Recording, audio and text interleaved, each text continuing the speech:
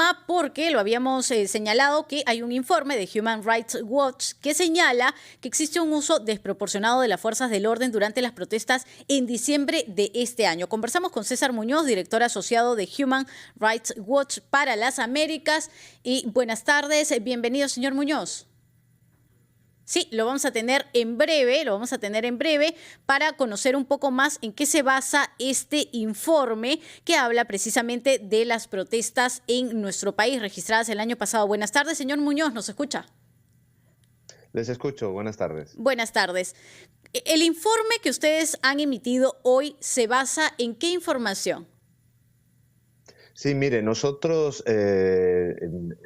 yo viajé a Perú con un grupo de investigadores de nuestra organización, que es una organización independiente que basa nuestro trabajo en el derecho internacional. Estuvimos en varios lugares de Perú, donde hicimos más de 140 entrevistas con testigos, con familiares, con la policía, con fiscales, con las autoridades. Yo me reuní con varios ministros. También revisamos documentación como las autopsias, los informes de balística, informes de los hospitales, y obtuvimos imágenes de cámaras de seguridad en los lugares de los hechos para ver si corroboraban ese testimonio de los testigos, ¿no? Claro, que ustedes habían recibido, pero las entrevistas y los encuentros que nos detalla se dan ¿con quién? ¿Con qué tipo de autoridades? Mire, como le digo, hicimos las entrevistas con testigos, por ejemplo, de los hechos, personas que estaban allí y nos relataron lo que ocurrió. Hicimos entrevistas con familiares de personas que habían sufrido violencia, con heridos. Tuvimos reuniones, por ejemplo, en Ayacucho me reuní con todas las autoridades policiales de allá, y con autoridades estuvimos, por ejemplo, con la fiscal de la Nación, con la defensora del pueblo, con el ministro del Interior, el ministro de Defensa, el comandante de la policía. También estuvimos en el hospital, en el hospital de la policía para visitar. ¿Con ministros también? Heridos. Sí.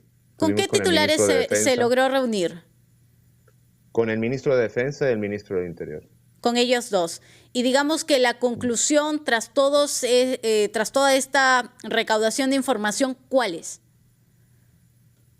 Mire, no hay duda de que hubo unos hechos de violencia muy graves en Perú, de personas que tiraron piedras a la policía, que invadieron aeropuertos y estuvieron en la pista de aterrizaje de aeropuertos, que usaron estas avellanas, como las llama la policía, contra agentes. Y de hecho yo entrevisté a un policía que recibió el impacto muy grave de una avellana.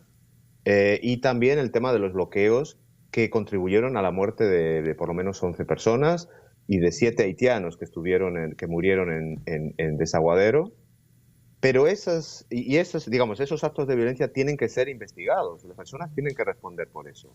Ahora, eso no justifica la respuesta que vimos por parte de las fuerzas de seguridad, que fue desproporcionada, indiscriminada y brutal, y que llevó a la muerte de 49 peruanos. Hubo también, claro, ataques a policías e incluso peatones, ¿no? Personas que señalaron que se vieron afectadas en medio de las protestas, como por ejemplo vendedores, y era algo que también nosotros recibíamos en los reportes de los equipos que estaban en las calles. Nos referimos a los equipos de prensa. ¿Con ellos, por ejemplo, también se ha podido conversar?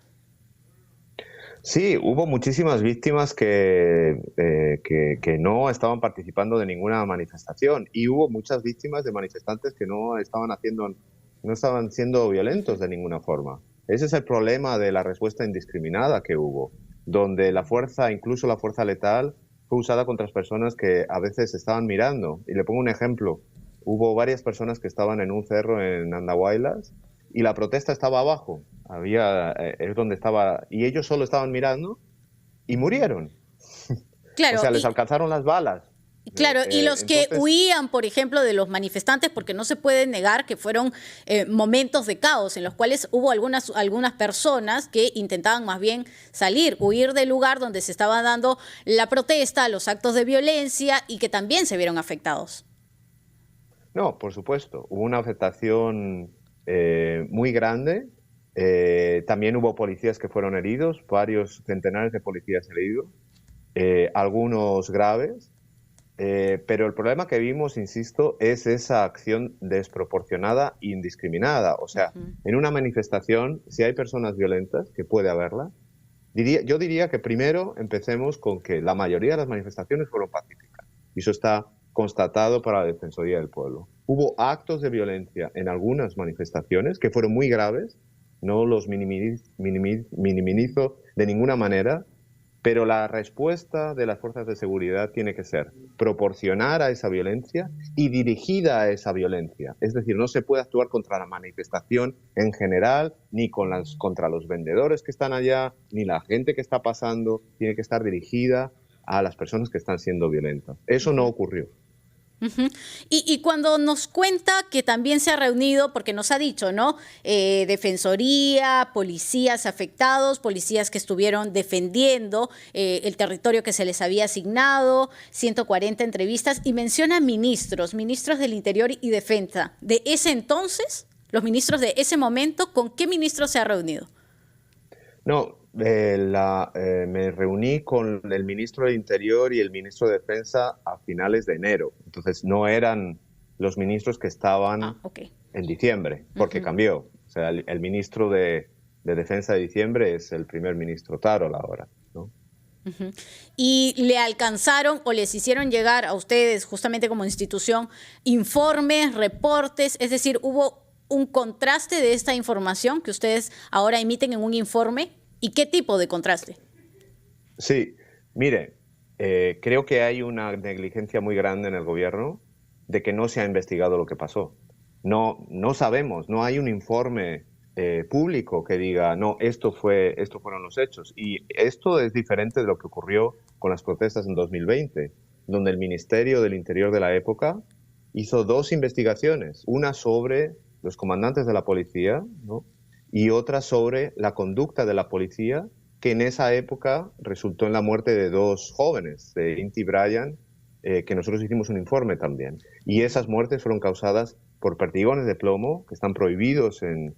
Claro, ustedes también emiten un informe cuando se dan las protestas por el breve periodo de Manuel Merino, lo recordamos. Exactamente.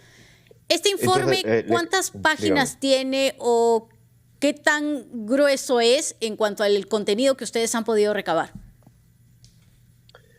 Debe tener más de 110 páginas, yo creo. Entonces es un informe muy completo que combina la investigación en el terreno que hicimos con esas entrevistas y la verificación a distancia de los vídeos, etcétera, porque hay muchos vídeos que uno nunca sabe si es del lugar o no del lugar, ¿no? No puede asumirse eso. Entonces tenemos un equipo especializado en Human Rights Watch que verifica esa información. Y finalmente, ¿es un informe que se eleva a algún otro organismo, entidad, para poder entender, claro, la recabación de información concluye en qué? Mejor dicho, ¿o se eleva a qué tipo de institución? Mire, nuestro objetivo principal es el gobierno de Boluarte. Queremos que el gobierno adopte unas recomendaciones que nosotros hemos presentado y le puedo resumir brevemente, son 4. La primera, tiene que haber justicia, tiene que haber investigaciones independientes. Dentro del Ministerio del Interior, claro, por ejemplo, tendría que haber una investigación, pero también en la Fiscalía. La segunda es... Sugerencias. Cuatro sugerencias o recomendaciones. Perfecto. Muchas gracias. César Muñoz, director asociado de Human Rights Watch para las Américas, que ha estado con nosotros. 1 de la tarde, 2 minutos, momento del gran resumen de la hora. Actualizamos los titulares y volvemos con más.